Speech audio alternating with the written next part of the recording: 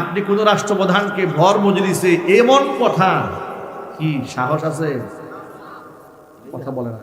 রাষ্ট্রপ্রধান তো দূরের কথা, নেতার মতোই দেখতে, কিন্তু নেতা না। এর নাম কি?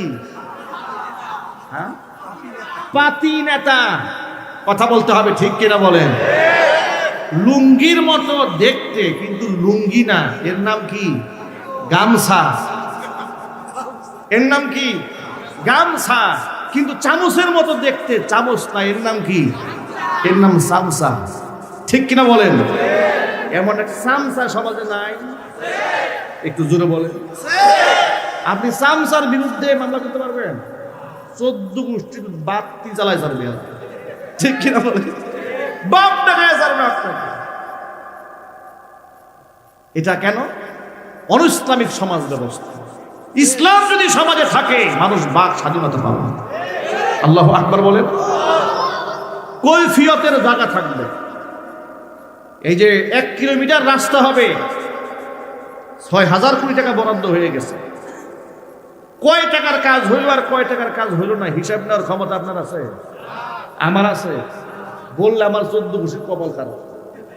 কথা বলতে হবে, ঠিক কিনা বলেন? পদ্মা সেতু পিলার হয়েছে, 1 বস্তা সিমেন্টের দাম মাত্র 16,000 টাকা। 1 বস্তা সিমেন্ট কত টাকা? 16,000 টাকা।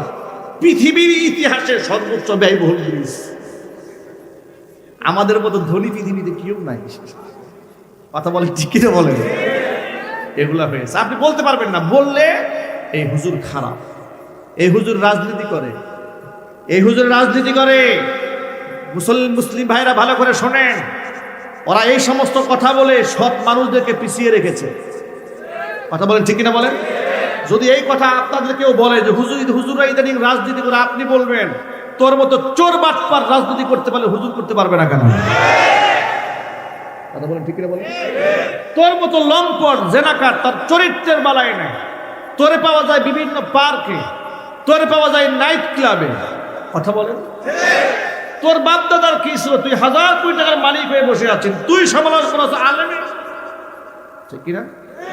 তুই রাজনীতি করতে পারলে একজন সৎ নিষ্ঠ যোগ্য হক্কানে আলেম এই দেশের নেতৃত্ব দেওয়ার আসল অধিকার রাখে। কথা বলতে হবে, ঠিক কিনা?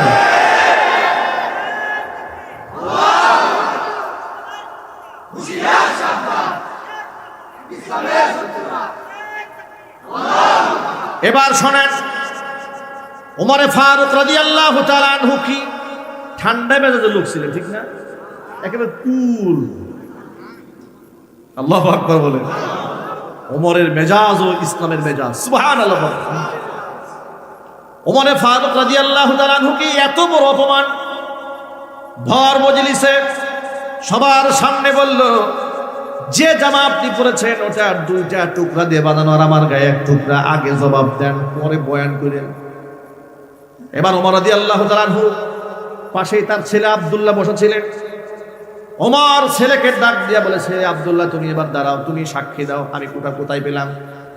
ছেলে বলল, যেহেতু আমার বাবা আকার আকৃতিতে লম্বা, 1 টুকরা কাপড়ে তার সতর ভালো করে ঢাকে না, এই জন্য তার নিজের 1 টুকরা আর আমি আব্দুল্লাহর ভাগে যে 1 টুকরা পরেছিল, বাপ বেটার 2 টুকরা মিলাই একটা জামা বানায়া গায়ে দিয়েছে। আল্লাহু আকবার বলে। এটার নাম ইসলামের খলিফা। কার খলিফা এটা? ইসলামের খলিফা। এমন একটা সমাজ হোক, এটা আমরা চাই না। এটা কি কোরআন বাদ দিয়ে, ইসলাম বাদ দিয়ে হবে না? এগুলো ইসলাম বাদ দিলে হবে না। ইসলাম দিয়েই সমাজ ব্যবস্থা কায়েম হবে ইনশাআল্লাহ। আরেকটা ছোট্ট ইতিহাস শোনাই। ওমরে ফারুক রাদিয়াল্লাহু তাআলা আনহু পিঠা খেতে পছন্দ করতেন, ভালোবাসতেন। একদিন তার স্ত্রী সুন্দর করে কিছু পিঠা বানিয়ে তার সামনে উপস্থাপন করলেন। ওমর রাদিয়াল্লাহু তাআলা আনহু আব্দুল্লাহর মাকে ডেকে, তার স্ত্রীকে ডেকে বললেন, আব্দুল্লাহর মা, পিঠা পেলে কোথায়? রাষ্ট্রীয় কোষাগার থেকে যে গম দেওয়া হয়, আটা দেওয়া হয়, ওই গম আর আটা দিয়ে তো আর এত পিঠা খাওয়া আমাদের সম্ভব না। কোথায় পেলে তাড়াতাড়ি বলো। কেউ কি হাদিয়া দিয়েছে? বলে হাদিয়া দেয় নাই। হাদিয়া যদি না দিয়ে থাকে তাহলে কেউ ঘুষ দিয়েছে নাকি? স্ত্রী ডেকে বলে, আমিরুল মুমিনিন, উমরকে ঘুষ দিবে এমন সাহস আসমানের নিচে জমিনের উপরে কারো নাই। নিজের বউ তার স্বামীকে কথা বলছে, আপনার ঘুষ দিয়ে সাহস কারো আছে নাকি? আল্লাহ রসুল বলেছেন যে রাস্তায় উমর হাঁটে সেই রাস্তায় শয়তানও হাঁটে না। সুবহানাল্লাহ বলেন। আপনাকে ঘুষ দেওয়ার সাহস তো কারণ নাই, তাহলে পেলে কোথায়? স্ত্রী বলে, শোনেন, বিগত 6 মাস ধরে রাষ্ট্রীয় কোষাগার থেকে আপনার জন্য যে বরাদ্দকৃত আটা আছে, বলে হ্যাঁ আছে, প্রতিদিন হিসাব থেকে 100 টাকা করে আটা আমি কমায় রাখি। 100 টাকা করে জমা করতে করতে 6 মাস ধরে যে আটাটা জমিয়েছি ওই আটা দিয়ে আপনার জন্য পিঠা বানিয়ে দিয়েছি। ওমর রাদিয়াল্লাহু তাআলা আনহু বলেন, আব্দুল্লাহ মা, পিঠা আমি খেতে পারবো না। ইরাকের ফুরাত নদীর তীর পর্যন্ত আল্লাহ পাক আমার খেলাফত কায়েম করে দিয়েছেন। আমি জানি না ইরাকের ফুরাত নদীর তীর পর্যন্ত যত মানুষ আছে সমস্ত মানুষের মুখে এই পিঠা আমি তুলে দিতে পারবো কিনা। যদি আমি না পারি, আমি খলিফা হওয়ার সুবাদে পিঠাটা খেয়ে ফেলি। কিয়ামতের দিন কোনো একজন মানুষ যদি আমার বিরুদ্ধে আল্লাহর আদালতে মামলা করে দেয়, আল্লাহ উনি খলিফা হওয়ার সুবাদে পিঠা খাই, তো আমরা নাগরিক ইসলাম পিঠা খেতে পারি না, আল্লাহর দরবারে আমি আসামি হয়ে যাব। ওই পিঠা আমি খেতে পারবো না। আব্দুল্লাহর মা, ওই পিঠাগুলা গরিব মিসকিনদেরকে দান করে দাও। শুধু দান করলে হবে না, তিনি পরবর্তী যে কাজটা করলেন, রাষ্ট্রের কোষাগারে নিয়োজিত যারা দায়িত্বে ছিলেন তাদেরকে ডাকলেন, ডেকে বললেন, শোনো, তোমরা যে আমার জন্য আটা নির্বাচন করেছো, রাষ্ট্রীয় কোষাগার থেকে আমার জন্য যে বরাদ্দ আছে, আজকের পর থেকে হিসাব করে করে দৈনিক 100 টাকা করে কমায় দিবা। কারণ আমার স্ত্রী প্রমাণ করেছে 100 টাকা কম হলেও আমার সংসার চলে। সুবহানাল্লাহ কি বাড়ি গিয়ে বলবেন? এটার নাম ইসলামের খলিফা, ইসলামের রাষ্ট্রনায়ক। আল্লাহু আকবার বলেন। এই পৃথিবীতে ইসলাম ছাড়া এমন সমাজ ব্যবস্থা কেউ দিতে পারবে না। এই জন্য ইসলামের জন্যই কাজ করতে হবে। পারবো না ভাই ইনশাল্লাহ? আমার প্রিয় যুবক ভাইরা, মদ বন্ধ হয়ে যাবে, জিনা বন্ধ হবে, সমাজ থেকে ঘুষ বন্ধ হয়ে যাবে, দুর্নীতি বন্ধ হয়ে যাবে, চাঁদাবাজি বন্ধ হয়ে যাবে। রাষ্ট্র ক্ষমতা যদিও পরিবর্তিত হয়ে গেছে, কিন্তু দেশে এখনো পর্যন্ত অন্যায় অনিয়ম আছে না নাই? কমেছে, তুলনামূলক অনেক কমে গেছে, কিন্তু স্বভাব তো আর সহজে যায় না। ঠিক না ভাই? স্বভাব কি আর সহজে যায়? স্বভাব সহজে যায় না। এটা ওই যে এক লোক নাকি সরকারি আপনার প্রাইমারি স্কুলে চাকরি করেছে, তো প্রাইমারি স্কুলে চাকরি তো শিক্ষক যারা থাকে তার তো বিরাট পড়ান পড়ায়, আপনারা ভালো করে জানেন। ঠিক না ভাই? টেবিলে গিয়ে খালি ঘুমায় অভ্যাস। চাট নেওয়ার পরে উনি আর বিছানায় আর শয় না, উনি ওই ছেলে মেয়ে টেবিলে ঘুমায় থাকে। তো বউ ধাক্কা দিয়ে বলে, এটা আবার কেমন কথা? এতদিন পর্যন্ত কোন কষ্ট করেছো, রিটায়ার্ড করেছো, সরকার পেনশন দিচ্ছে তোমাকে, তুমি খাইবা নাক ডেকে বিছানায় টান টান করে ঘুমাইবা। বলে, বিছানায় তোমার ঘুম আসে না। কেন? সারা জীবন টেবিলে ঘুমাইছে স্কুলে, এমন একটা বদভ্যাসের রূপ নিয়েছে, এটা পিটাইলেও যায় না, বিছানায় শুলে ঘুম আসে না।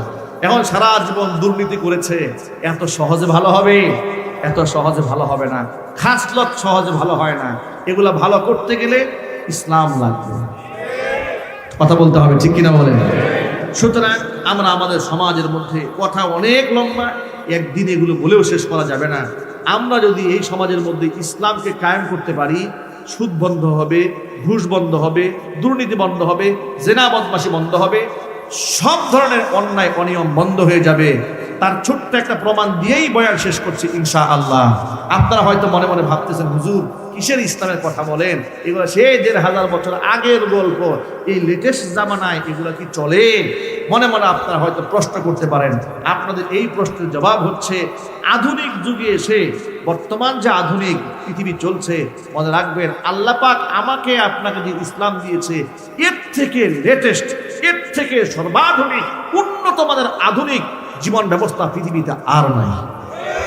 কিয়ামত পর্যন্ত মানুষ যত প্রকারের দর্শন আবিষ্কার করবে, সমস্ত দর্শনকে পেছনে ফেলে ইসলাম সবসময় ফার্স্ট হবে। আল্লাহু আকবার বলেন। প্রমাণ আফগানিস্তানের দিকে তাকিয়ে দেখেন, টানা 36 বছর লড়াই হয়েছে। সোভিয়েত ইউনিয়ন রাশিয়ার সাথে হয়েছে 16 বছর, আমেরিকার সাথে হয়েছে 20 বছর। টোটাল 36 বছর লড়াই হওয়ার পরে সেই আফগানের মাটিতে এই পরিমাণ বোমা বর্ষিত হয়েছে, পৃথিবীর অনেক রাষ্ট্রে এত বৃষ্টির ফোঁটাও পড়ে না, ঠিক কিনা? সেই রাষ্ট্র কেমন ভাবে ঘুরে দাঁড়িয়েছে মাত্র 1.5-2 বছরে। এমন ভাবে ঘুরে দাঁড়িয়েছে, তারা এখন কম্পিটিশন করছে ইউএস ডলারের সাথে তাদের মুদ্রাকে কন্টেস্ট করবে। আল্লাহু আকবার বলেন। আমার দেশের কলা বিজ্ঞানীরা সাহাবাগীরা বলেছিল মোল্লারা রাষ্ট্র চালাবে, মোল্লারা রাষ্ট্র চালাবে।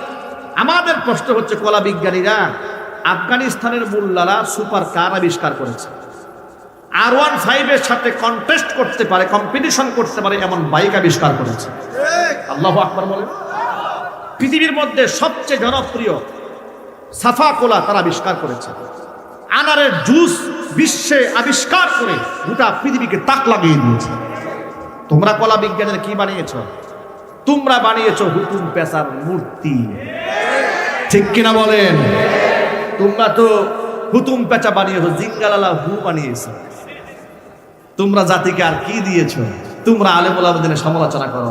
প্রিয় যুবকেরা ভালো করে শোনেন, ইসলাম যদি দেশে কায়েম হয়, এই দেশ আফগানের মতো বিশ্বের মধ্যে আবার রকেটের গতিতে এগিয়ে যাবে ইনশাআল্লাহ। এদেশে ইসলাম আসুক, আপনারা চান? মন থেকে চান? আগামীতে কোনো জালেমের নেতৃত্বে মুসলমান হাঁটবে না, কোনো বেনামাজির পেছনে হাঁটবে না, কোনো সুদখোর, কোনো ঘুষখোর, কোনো লম্পট, কোনো চাঁদাবাজ, কোনো মিথ্যাবাদীর পেছনে হাঁটবে না। সৎ নিষ্ঠবান আল্লাহ ভক্ত আল্লাহ ওয়ালিদের পেছনে হাঁটতে চান কারা কারা? দুহাত দেখতে চান।